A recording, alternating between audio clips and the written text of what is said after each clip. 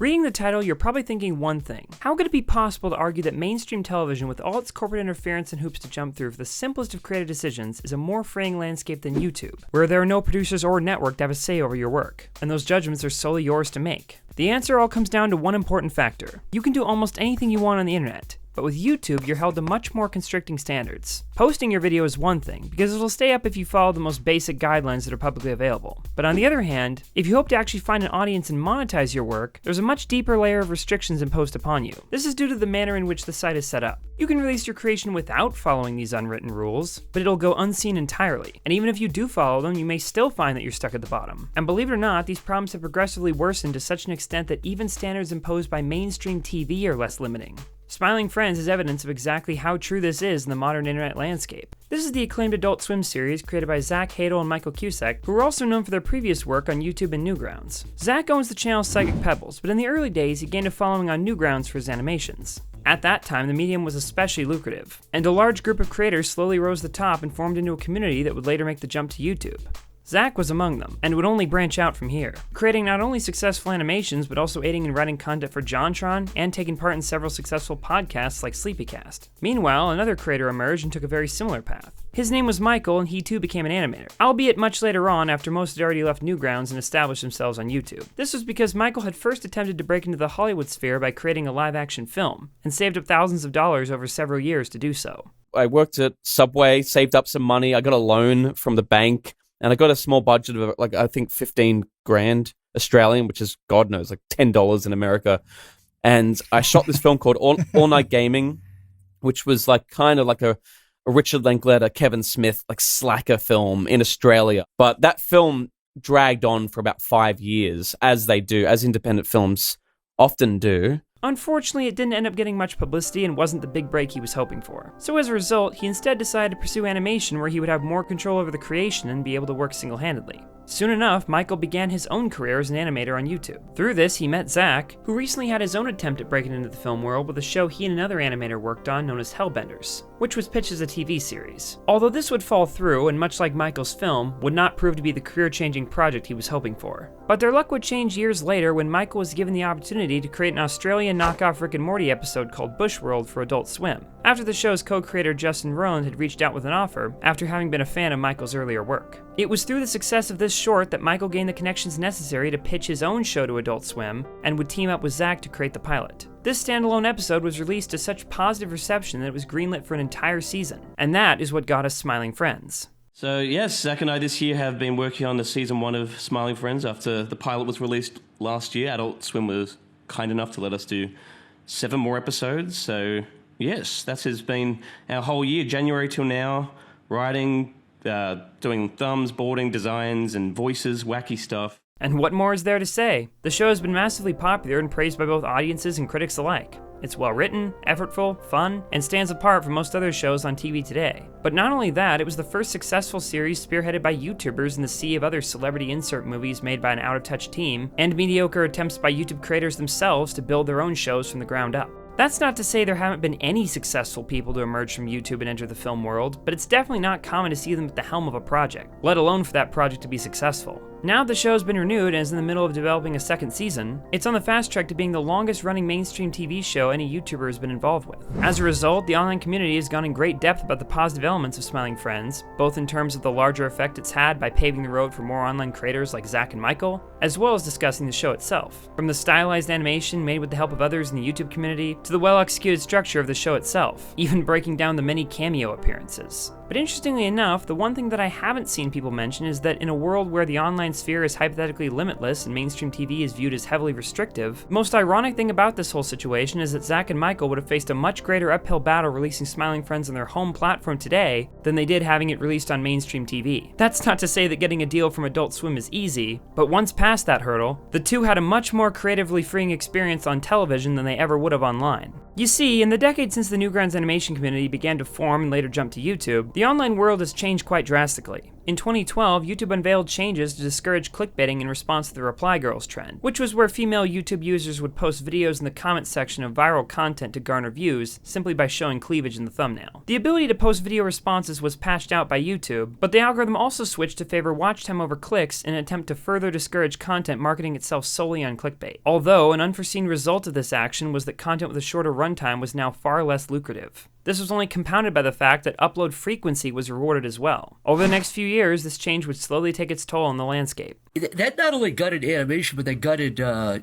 lot of musicians, a lot of people that did review stuff. Like, even what you do, man, you didn't get a hit like as bad as with the guys, but any type of content that's required any kind of creative, editing or acting or special effects, animation, game, anything, any kind of really creative endeavors took a hit because you could spend a month or two on a video editing and doing all this work, and if your video is 2 minutes long, get 1 million views, you still weren't going to get paid as much as somebody who was churning out 15-minute videos every day. Ironically, Zach had been outspoken against the Reply Girls and helped raise the attention that led to this change. So technically, it's very possible that I'm only 1% responsible for my own demise. Oops. Essentially, creators would need to crank out longer videos at a faster rate to endure the change. Time-consuming content was now severely disadvantaged, which completely destroyed the ability for most animators to sustain themselves. The viral attention they were relying on was no longer enough as views were slashed and the amount possible to earn from ads was cut as well, both because of the video's short length which allowed less ads to be placed, but also because as the years passed and multiple advertiser controversies occurred, ad rates themselves dropped heavily as well. This then caused YouTube to institute the demonetization system to avoid giving ads to videos that could cause the website backlash, and this resulted in countless people having their ads unfairly limited and views cut, dealing another blow to the remaining animation community on YouTube at the time. People like Zach and I and a lot of those YouTube animators got disenfranchised for making YouTube animations because the AdSense just got obliterated. So any stable career making the odd once a month or once every 2 months animations from YouTube was completely just you couldn't live off that.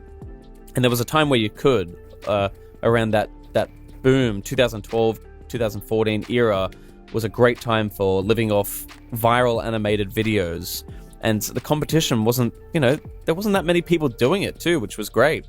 Now it's such a different landscape that I don't even feel like I can comment on it. I'd argue it was these events that ushered in a whole new era for the site. The algorithm shift in 2012 led to the popularization of the Let's Play trend, which led to people like Aaron Hansen of the Ego Raptor channel to switch away from animation and create Game Grumps with JonTron. If Brain Dump's not working out, you could always start a Let's Play channel. Yeah, right. If I ever make a Let's Play, please kill me.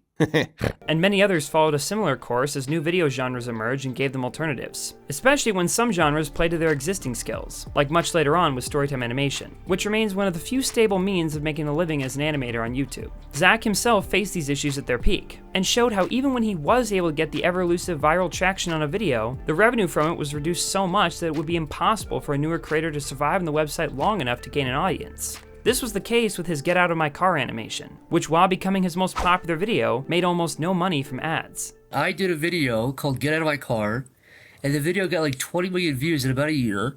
And I'm saying that for context, by the way. So if I had done that video in 2012 and I got that many views as quick as I did, you probably would have basically, at least you would have made maybe 40 grand. Okay. If you're going based off $2 CPM, I made about $1,000 off that. Now, I'm not bitching, but come on, man. And the reason that bothers me is because, if I don't get paid, I don't get paid, whatever. But it's the juxtaposition of that next to the fact that I know for a fact if you churn out a bunch of, 90 parts of a Let's Play, and I don't care if that's what you do as a medium, but that is way more rewarded and favored. A bunch of 10-minute videos churned out over. By the way, they're getting 50,000 views. Nobody's watching them.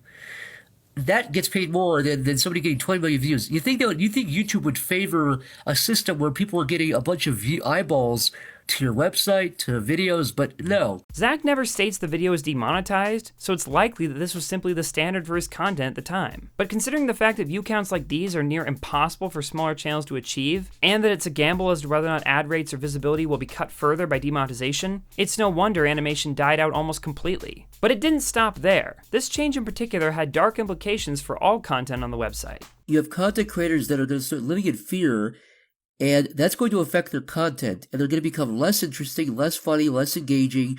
And then the audience will notice that. It's a lose, lose, lose, lose, lose. You're doing nobody any good. And I am not, look, I'm a big free speech guy, but I'm also not so, if it's YouTube's a private platform. They can do whatever they want. I understand that. But I'm just saying, zoom out from that. Forget the free speech versus both, forget all of that.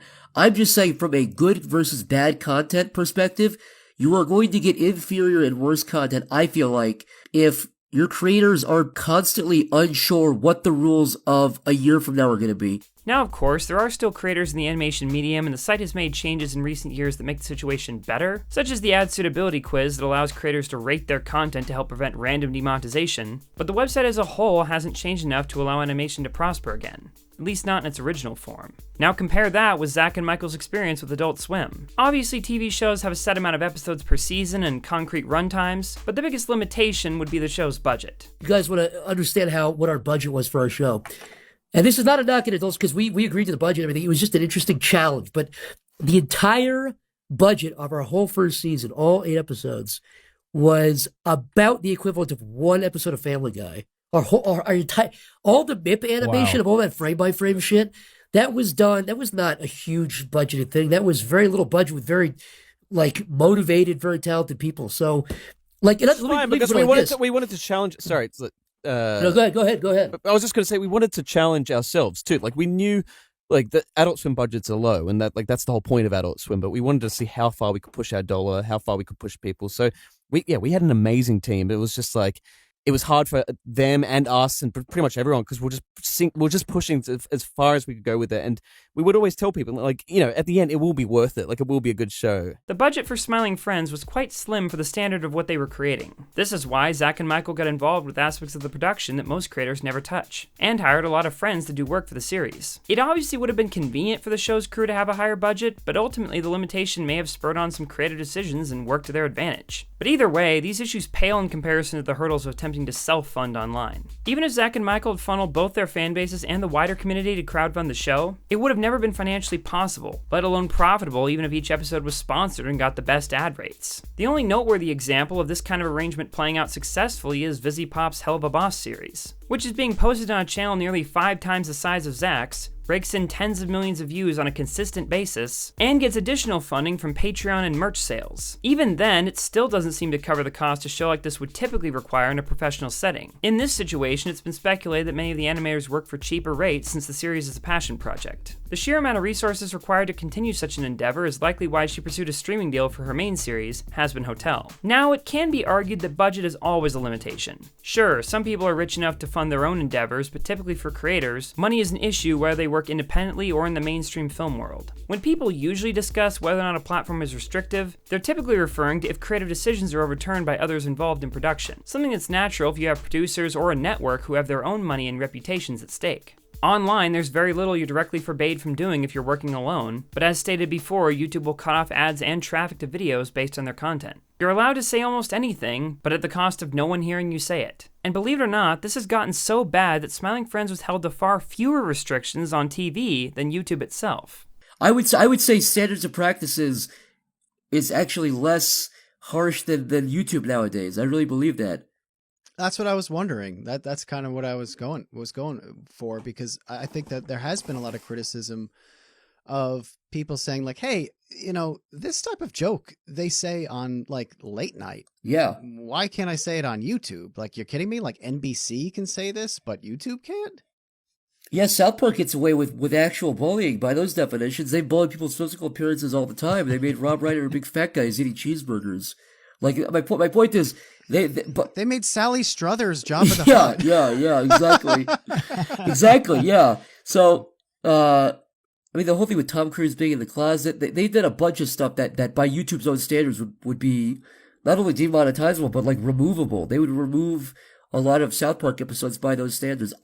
So if you can't even get away with what you can get away with on TV, on cable TV, I just feel like that's not a very constructive, good environment for content creators to be living in. Zach and Michael have gone in depth about the details regarding the show's development and revealed the majority of what was forcibly changed. A lot of which seems sensible since most of it was nudity related. Like when a nipple of a character who was breastfeeding was blurred, or a partially but not fully blurred body part was blurred even more. But beyond this, they were also required to alter scenes that could accidentally induce seizures, like one of a character dancing really fast with a flashing red sign. To fix the issue, the frame was just zoomed in to crop out the sign and the dancing was slowed down. Some of the changes, however, made a lot less sense than others. For example, they were told they couldn't show a vape pen in one scene, but managed to get around it by giving the smoke a mystical glow and make it seem less realistic, despite the fact they'd already showed a vape in the pilot episode. Do you think it's because since Adult Swim is tied so closely to Cartoon Network, they don't want that kind of content of But I thought that's what Adult Swim was meant to be. The Cartoon Network thing. I thought Adult Swim was meant to be a more adult version of Cartoon Network. Yeah, exactly. There was some kind of separation. That's what we were saying. We're like, well, They say it's because kids are still. Their excuse was like, oh, kids could still be watching it by accident. They might see someone vape or smoke, and so well, that's not our fault. It's supposed to be an adult network. Even with all these disagreements, it seems most of the issues managed to get resolved. Zach and Michael have stated they've had nothing but positive experiences with the network itself, and most of these problems were the results of the Standards and Practices Department. the network is pretty out of our hair. I don't think they ever really stepped in and said remove a joke. I think there was maybe one or two instances where S&P. So basically, you have to deal with you have to deal with the network itself, which again, we were pretty lucky that they were super hands off. But then you have to deal with S&P, which is the standard, which is the note people. That's like the lawyers, and that is totally even if the Adult Swim creative people or the network creative people love a joke or an idea, and they approve it all the way through from script to boards to voicing to animation. Sometimes the S&P people come in and go, you can't. Like we had a joke where a character gets their cock sucked, and there's you hear like a quick sucking noise, and they're like, you can't. Sound. You have to remove the noise. And we also had the head going up and down really, really quickly, like on ones, basically just meaning. Couldn't do that. By the way, you can't see the dick at all. You can't see the penis. You can't see the cock. It wasn't so graphic. Innuendo. It wasn't So you explicit. really did pussy out on this project then. Yeah. And we removed it. We're losers. We sold out. We're losers, and there's an apology. Also, S&P, and also the other people, the people that will say like you can't have like too much blood or like gore. Their big thing is you can't see brain matter. So if you've got like someone's head exploding and it's pink brain matter, they say no. If you change that brain matter to like a different type of like red or even like weird kind of green, they're like, oh yeah, that's fine.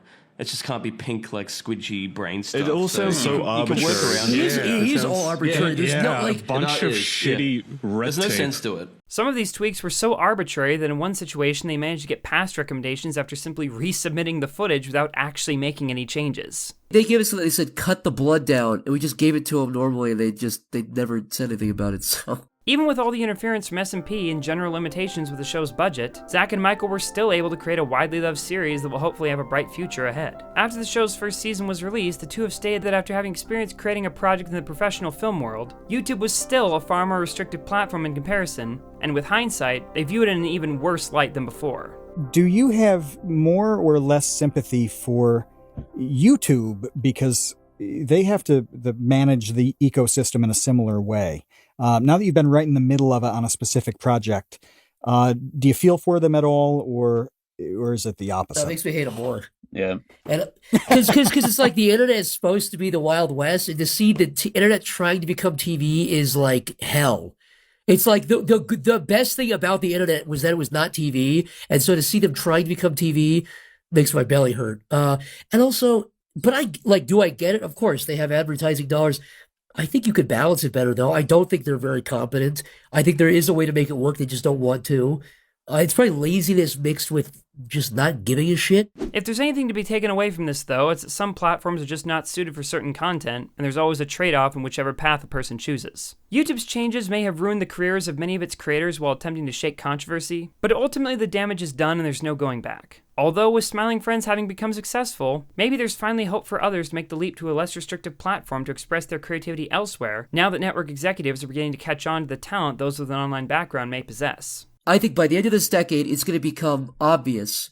Of course, people from YouTube, this guy, that, you look at somebody that's making short films and they can write and direct and they're actors and they're good at ADR and they make their own music. Those are going to be the people that by the end of the decade are the ones that are the Hollywood's darlings, because they're going to be doing the job that takes other people 10, a crew of 10.